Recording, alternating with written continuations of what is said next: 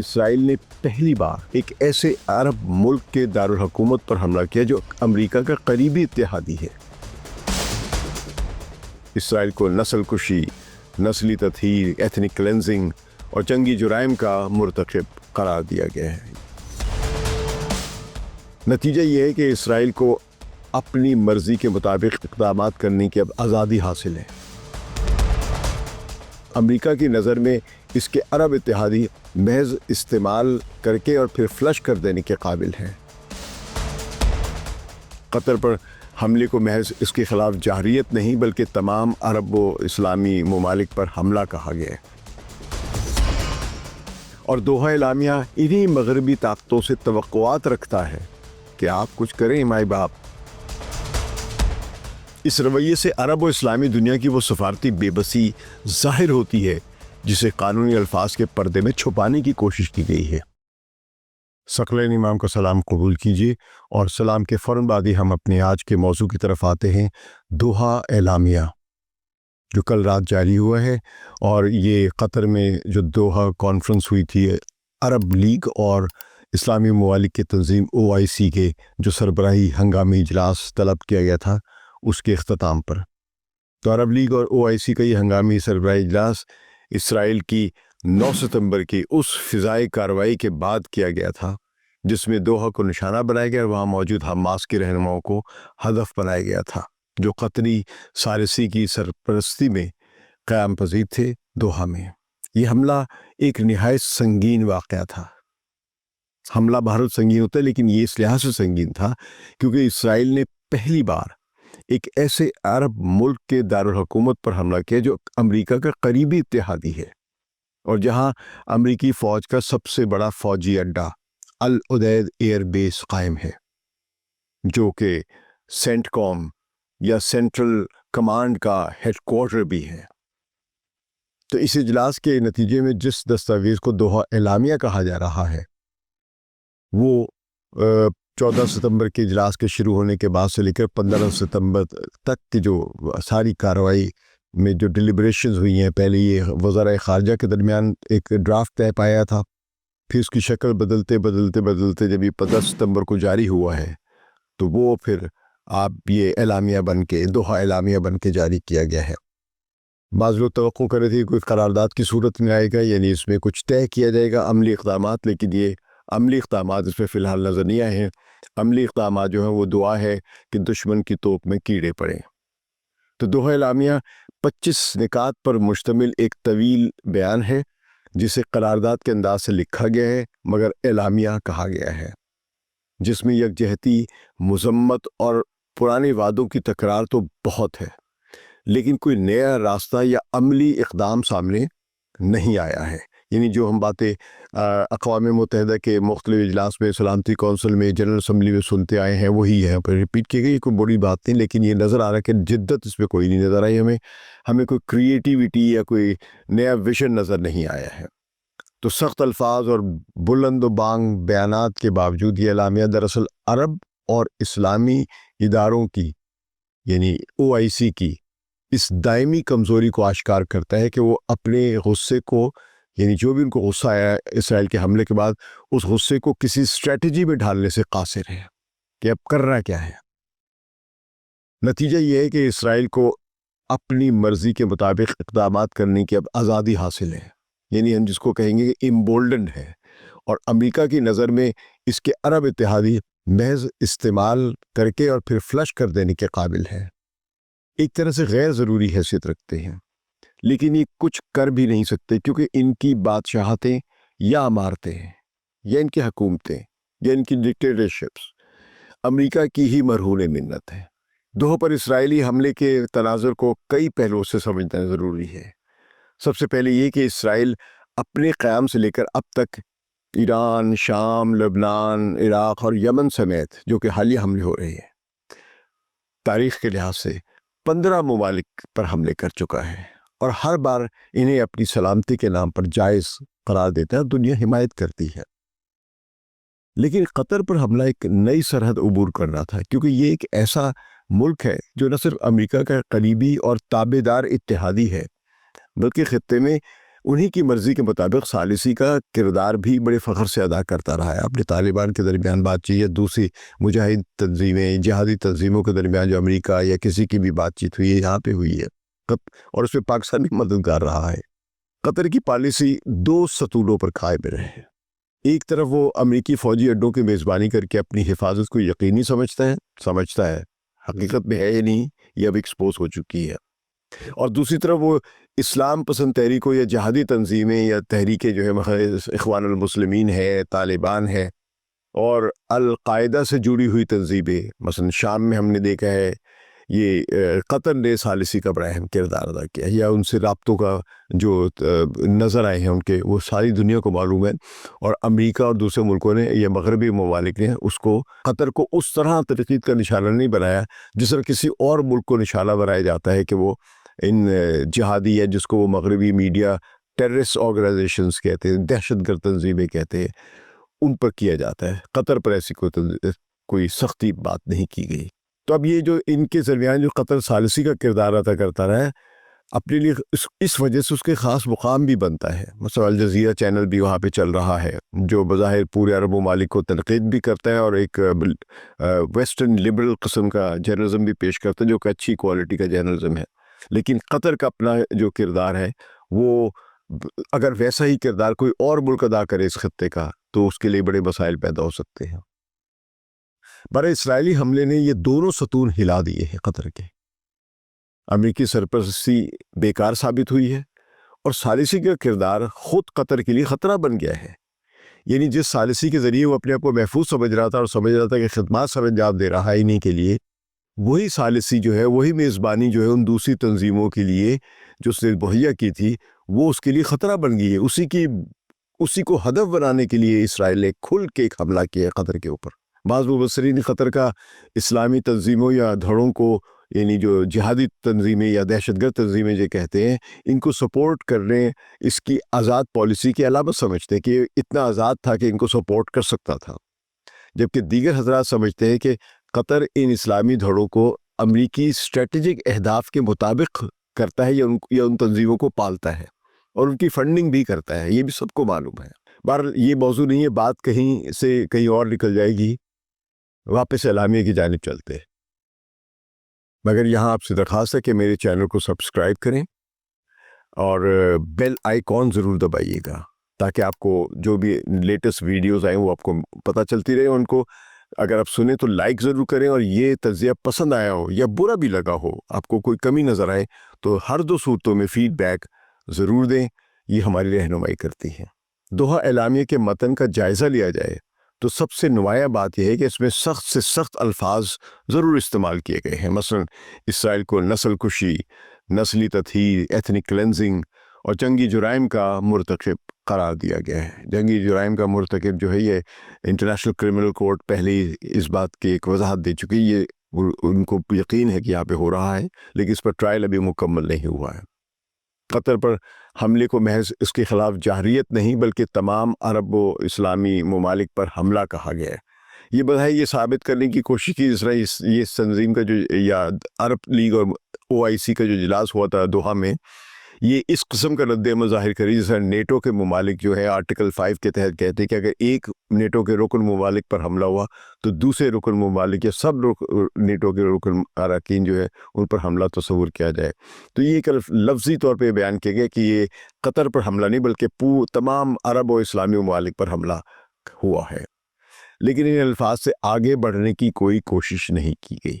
یعنی ہم پھر کریں گے کہ اگر آپ پر حملہ ہو گیا تو آپ کیا کریں گے. ابتدائی نکات میں صرف قطر کے ساتھ یکجہتی اور پرانے اصولوں کی تکرار ہے. ہم آپ کے ساتھ کھڑے ہوئے سالیڈیرٹی فرنٹ. ہم بہت ساری کانفرنسز بچپن سے سنتے آ رہے ہیں زبان طالب علم کے کہ ایشیائی افریقی سالیڈیرٹی فرنٹ ہو گیا, یا کشمیریوں کے ساتھ سالیڈیرٹی فرنٹ ہو گیا, یا مسلمان بھائیوں سے سالیڈیرٹی فرنٹ ہو گیا, اور پاکستان اسلام کا خلا ہے یہ سارے مسلمانوں کے ساتھ کھڑا ہوا ہے, فلسطینیوں کے ساتھ بھی کھڑا ہوا ہے. عملاً کچھ نہیں. تو اجتماعی سلامتی کا ذکر ضرور ہے مگر کسی عملی لائحہ عمل یا ادارہ جاتی یعنی انسٹیٹیوشنل سٹرکچر کے بغیر. تو اسی دوحہ اعلامیہ کی جو ایک دوسری اہم بات یہ ہے کہ اس اعلامیہ نے تمام تر عملی اقدامات کی ذمہ داری اقوام متحدہ بین الاقوامی فوجداری عدالت یعنی انٹرنیشنل کرمنل کورٹ، اور ہیگ میں بیٹھی ہوئی جو عالمی عدالت ہے، عالمی عدالت انصاف، انٹرنیشنل کورٹ آف جسٹس، ان جیسے اداروں پر ڈال دی ہے۔ بھئی آپ نے کچھ کرنا ہے، ان اداروں کا ریکارڈ سب کے سامنے ہے۔ وہ امریکی یعنی اقوام متحدہ امریکی ویٹو کے باعث بالکل مفلوج ہو جاتا ہے جب بھی اسرائیل کے بارے میں کوئی سخت کارروائی کی بات کی جاتی ہے۔ امریکہ کی زیر قیادت مغرب اور آئی سی سی کے نتن یاہو کے خلاف جاری شدہ اریسٹ وارنٹس کے باوجود اسے گرفتار کرنے کے بجائے میزبانی کرتا ہے امریکہ، مغرب بھی، اور دوحہ اعلامیہ انہی مغربی طاقتوں سے توقعات رکھتا ہے کہ آپ کچھ کریں مائی باپ۔ اس رویے سے عرب و اسلامی دنیا کی وہ سفارتی بے بسی ظاہر ہوتی ہے جسے قانونی الفاظ کے پردے میں چھپانے کی کوشش کی گئی ہے کہ ہم قانون کے مطابق چل رہے ہیں مسلمان، اور یہ دراصل اس بات کا اظہار ہے کہ ہم کر کچھ نہیں سکتے۔ دوحہ اعلامیہ میں اسرائیل پر اقتصادی پابندیوں، اسلحے کی سپلائی روکنے اور اسرائیل کی رکنیت پر سوالات اٹھانے کے جیسے نقطے شامل ضرور ہیں، لیکن یہ سب محض تجاویز ہیں، یعنی ایک ذکر ہے جو کہ اور بھی کئی فورم پہ ذکر ہو چکا ہے، یہاں بھی ذکر کیا گیا، اچھی بات ہے ذکر کیا گیا، لیکن آپ ذکر کرتے ہیں لیکن وہ ضروری اور لازمی فیصلے نہیں کرتے جو ان کی سپورٹ میں ہو، جو عملی اقدامات ہوں۔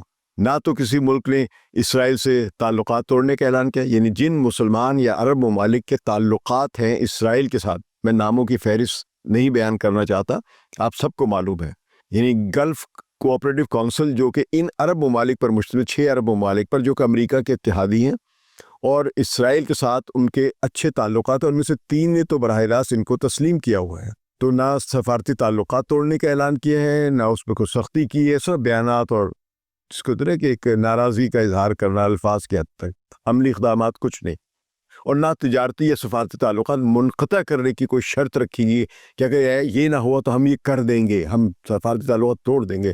آپ سب ابراہیم ایکارڈ کا حصہ ہیں، دستخط کر کے حصہ ہیں، یا دستخط کیے بغیر عملی طور پر بھی حصہ ہیں۔ یہ دو چیزیں سمجھنے کی ضرورت ہے، اس پر وضاحت کبھی میں پھر بعد میں کروں گا کہ کچھ ممالک نے دستخط کر دیے ہوئے ابراہیم ایکارڈ کے، جو کہ اسرائیل کے ساتھ تعلقات کو معمول پر لانے کی ایک دستاویز ہے، اور اسے geopolitical and geoeconomic cooperation ہے، ٹریڈ کی کوآپریشن ہے، اور کچھ ایسے ممالک ہیں جنہوں نے ابراہیم ایکارڈ پر دستخط نہیں کیے لیکن عملاً اس سے تعاون کر رہے ہیں۔ یہ سخت بیانات اور عملی بے عملی کا تضاد بہت واضح طور پر صاف نظر آتا ہے۔ اس سے زیادہ ہم کیا کہہ لیں کہ صلواتیں سنانی ہیں، گالیاں دینی ہیں، سخت الفاظ استعمال کرنے ہیں، لیکن عمل نہیں کرنا۔ ناراض ہو جائے گا وہ، خدا نہیں وہ۔ اس اعلامیہ کے اثرات کئی سطحوں پر ہیں۔ اسرائیل کے لیے یہ ایک واضح پیغام ہے کہ اس کی کارروائیوں پر کوئی حقیقی ایک کہتے ریڈ لائن نہیں ہے، وہ جو چاہے امریکی اتحادی عرب ریاست پر بھی حملہ کر سکتا ہے۔ اس کے نتائج صرف زبانی مذمت تک محدود رہیں گے، اور یہ کھلا اشارہ ہوتا ہے اپنی بے بسی کا، اور اسرائیل کے لیے ایک میسج ہے کہ اسرائیل جو چاہے جب چاہے، جیسا کہ نتن یاہو نے اپنی تقریر میں خود کہا ہے، وہ کہیں بھی کسی بھی وقت جس ٹارگٹ کو سمجھے گا کہ یہ اس کے لیے، اسرائیل کے لیے خطرہ بن سکتے، اس کی سیکیورٹی کے لیے خطرہ بن سکتے ہیں، جس کو سمجھے گا وہ وہاں پہ حملہ کر سکتا ہے، چاہے وہ کوئی بھی اسلامی ملک ہو یا غیر اسلامی بھی ملک ہو۔ ابھی تو ہم اسلام ہی کی بات کر رہے ہیں، اسرائیل جہاں چاہے جو چاہے کر سکتا ہے، اور ہم صرف زبانی مذمت تک محدود رہیں گے۔ تو یہ میسج ہے اسرائیل کے لیے کہ وہ امبولڈن ہوگا اس کے نتیجے میں۔ امریکہ کے لیے اس بات کی علامت ہے کہ عرب ریاستیں اس کی مکمل محتاج ہیں۔ امریکہ بھی پتہ چل گیا کہ یہ امریکہ کے بغیر چل ہی نہیں سکتے ہیں، اس محتاجی میں وہ اپنے دفاع تک سے دستبردار ہے، یعنی اپنے دفاع بھی انہی کے حوالے کیا ہوا ہے۔ مثلا یو اے ای نے امریکہ کا ایک فوجی اڈہ بنایا ہوا ہے، اور بحرین نے 5th فلیٹ پورا کا پورا بحری بیڑا جو وہاں پہ کھڑا کیا ہوا ہے۔ قطر نے آپ کو بتایا جیسا کہ اتنے سارے ان کے پورا ایک سینٹ کام کا ہیڈ کوارٹر ہے، اور یہ سب سمجھ رہے کہ ہم محفوظ ہیں ان کے ہونے کی وجہ سے۔ وہ ان پر حملہ ہوگا تو وہ ایک بڑا خطرناک ہوگا امریکی اڈوں پر۔ تم پر حملہ ہوگا تو امریکہ کو کوئی اعتراض نہیں، بشرطے کہ اسرائیل ہو حملہ کرنے والا۔ ہاں، اگر فرض کیجئے ایران کی طرف سے یا یمن کی طرف سے ان پر حملہ ہو کہ تم امریکہ اور اسرائیل سے کیوں تعاون کر رہے ہو، تو وہاں پر امریکہ اور مغرب جو ہوگا وہ ان کی سوورنٹی کی حفاظت کرنے کے لیے فوراً آ جائیں گے۔ تو اجتماعی سلامتی کے نعروں کی قلعی بھی کھل گئی ہے کہ ہم سب ایک ہیں، ہم سب ایک ہیں۔ یہ نعرہ ہے، اس کی قلعی کھل گئی ہے، اس کا نقاب اتر چکا ہے، کیونکہ اس کا کوئی عملی وجود نہیں ہے دفاع کا۔ عرب اور اسلامی عوام کی سطح پر یہ رد عمل مزید غصے اور مایوسی کی شکل میں ظاہر ہوگا۔ یعنی عرب عوام تو بہرحال وہ غصہ کریں گے، ان میں تو حمیت اور غیرت کی پوری تاریخ موجود ہے، لیکن حکمران اشرافیہ اپنی بقا اور امریکی سرپرستی کے پیش نظر اس غصے کو محض نعروں تک محدود رکھے گا، صبر کرے گا۔ اور سب سے بڑھ کر یہ سفارتی جمود عرب و اسلامی دنیا کی اس حقیقت کو ظاہر کرتا ہے کہ وہ واشنگٹن سے آزاد ہو کر کچھ کرنے کی صلاحیت یہ خواہش بھی نہیں رکھتے ہیں۔ وہ یہ بھی نہیں چاہتے کہ چلو ٹھیک ہے، واشنگٹن ہمارا ساتھ نہیں دے رہا، اسرائیل کو نہیں روک رہا ہے، تو چلو ہم واشنگٹن سے الگ ہوتے ہیں، اس کے اتحادی بن کے نہیں رہتے، اب لڑائی بھی نہ لڑے امریکہ سے، لیکن یہ میسج تو دیں، کم از کم کچھ تجارتی پابندیاں لگائیں ایسے ممالک پر جو اسرائیل کو اسلحہ سپلائی کر رہے ہیں۔ 1973 کی بات تو چھوڑ دینا، جب اسرائیل کے حملوں اور عرب ممالک کے خلاف امریکہ اور مغربی ممالک نے اسرائیل کو دھڑا دھڑ اسلحہ سپلائی کیا تھا، جب جنگ ہو رہی تھی، یوم کپور کی بات کر رہا ہوں میں، تو اس وقت عرب ممالک میں ایسے لوگ موجود تھے، خاص طور پہ شاہ فیصل جیسے لوگ تھے، جنہوں نے تیل کی سپلائی ان تمام مغربی ممالک کو بند کر دی تھی۔ دنیا میں ایک بہت بڑا بحران پیدا ہو گیا تھا، اور پھر ان کی شرائط کافی حد تک تسلیم کی گئی تھی، وعدے کیے گئے تھے کہ یہ مسئلہ حل کیا جائے گا۔ اب تو وہ بھی کسی میں ہمت نہیں ہے۔ تو یوں ستمبر 2025 کا دوحہ اعلامیہ ایک خوبصورت مگر کھوکھلا بیان ہے۔ بہرحال قطر کے لیے یہ تلخ پیغام ہے کہ وفاداری، امریکی فوج کی میزبانی اور ثالثی کے کردار کے باوجود وہ اسرائیلی حملے سے محفوظ نہیں ہے۔ عرب اور اسلامی دنیا کے لیے یہ سبق ہے کہ ان کی خود مختاری اور سلامتی، واشنگٹن کی جو اسٹریٹجک جو ان کی پالیسیز ہیں، یہ سب ان کے تابع ہیں۔ ہم غلطی سے بار بار کہہ رہے ہیں کہ اگر پاکستان پر حملہ ہو تو یہ ہم کر دے گا اور وہ کر دے گا۔ امریکہ کے دو اتحادی کیسے لڑ سکتے ہیں؟ اور اگر لڑے تو امریکہ کس کا ساتھ دے گا؟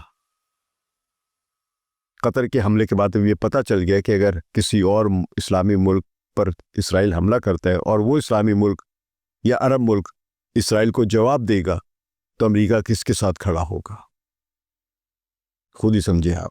ایک دوحہ کانفرنس کی منفرد بات یہ ہے کہ اس میں ان ممالک کے سربراہان بھی شریک تھے جن پر اسرائیل نے نہ صرف حملے کیے ہیں بلکہ جنگ بھی مسلط کی ہے وسط ایران، اور وہ سربراہان بھی اس کے خلاف اعلامیہ میں حصہ لے رہے تھے یا اعلامیہ پر دستخط کر رہے تھے، جن کے اسرائیل سے سفارتی تعلقات بھی ہیں اور وہ اسرائیل سے مکمل تعاون بھی کر رہے ہیں۔ تو ایسے مختلف الخیال یا مختلف زاویوں سے یا ایکسٹریم 180 کے زاویے پر کھڑے ممالک جو ہیں وہ سب اکٹھا کیسے ہو رہے ہیں؟ اور اگر اکٹھا نظر آ رہے ہیں ایک ہال میں تو وہ ایک عملی اقدام کیسے کر سکتے ہیں؟ ایک پر تو اسرائیل نے حملے کیے ہیں اور وہ ان سے لڑا بھی ہے، اور بہت سے لوگ جن پر حملے ہو رہے ہیں وہ بے بس حملوں کا جواب ہی نہیں دے سکتے اسرائیل کو، اور ایک طبقہ وہ ہے جو اسرائیل کے ساتھ جھکا ہوا ہے، تعاون کر رہا ہے، ابراہیم اکارڈ سائن کیا ہوا ہے۔ تو سب مل کے اسرائیل کے بارے میں کیا اعلان کریں گے؟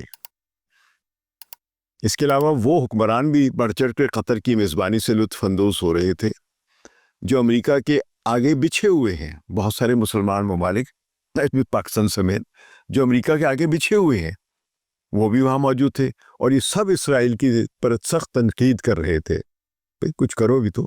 جس وقت دوحہ میں دیکھیں ستم ظریفی، جس وقت دوحہ میں عرب و مسلم ممالک کے حکمران لمبی تقریریں کر رہے تھے، اعلامیہ کے مسودے پر الفاظ کو سختی سے تولا جا رہا تھا اور بیان کی گھن گرج سنائی دے رہی تھی جو ویڈیو میں وائرل کی جا رہی کہ فلاں ملک نے یہ کہہ دیا، پاکستان کے وزیر اعظم نے یہ کہہ دیا، ترکی کے صدر نے یہ کہہ دیا، فلاں کے یہ کہہ دیا۔ تو جب یہ سب تقریریں کر رہے تھے اسی لمحے امریکی وزیر خارجہ مارکو روبیو اسرائیلی حملے کے بعد دوڑتے ہوئے یروشلم پہنچے ہیں۔ وہ قطر پر چڑھائی کے باوجود اسرائیل کی پشت پناہی پر کھڑے ہونے کا اعلان کرنے آئے تھے۔ اتنا ہی نہیں، مسجد اقصی کی دیوار گریہ پر وہاں پر جا کر جنگی مجرم نتن یاہو کے ساتھ تالمودی عبادت میں شریک ہو گئے ہیں۔ کلپا پہنی ہوئی تو جو یہودیوں کی ٹوپی ہوتی ہے، ان سے یکجہتی کا اظہار کرنے کے جب مسلمان ایک دوسرے سے یکجہتی کا اظہار کر رہے تھے دوحہ میں۔ اسی دوران ایک مشترکہ پریس کانفرنس میں امریکی وزیر خارجہ مارکو روبیو نے فلسطینیوں کو جنگلی جانور قرار دیا ہے اور کہا اگر یہ وحشی نہ ہوتے تو آج ہم اس صورتحال میں نہ ہوتے۔ اب آپ کیا سننا چاہتے ہیں؟ नेतन्याहू ने भी अपनी नफरत अंगेज जुबान में मजीद इजाफा करते हुए कहा है कि फ़लस्तीनी रियासत को तस्लीम करना दरअसल हमास की दहशतगर्दी को एक रिवॉर्ड देने के मतरादिफ है। और वो पहले ऐलान कर चुके हुए अभी हाल ही में कि वो 2 रियासती हल को तस्लीम ही नहीं करता है ये नेतन्याहू। ये सब कुछ दरअसल अमेरिका का खुला पैगाम है, मुसलमानों तुम जितनी मर्जी तकरीरें कर लो, जितना चाहो एलामिया जारी कर लो, मगर याद रखो अमेरिका हर हाल में इसराइल का यार है और आइंदा भी इसराइल का ही यार रहेगा। अगर ये गुफ्तगू और ये तज्ज़िया पसंद आया है तो इस वीडियो को लाइक करें और कमेंट्स में फीडबैक ज़रूर दें, इससे हमारी रहनुमाई होती है। शुक्रिया। सकलैन इमाम को इजाज़त दीजिए। खुदा हाफिज़।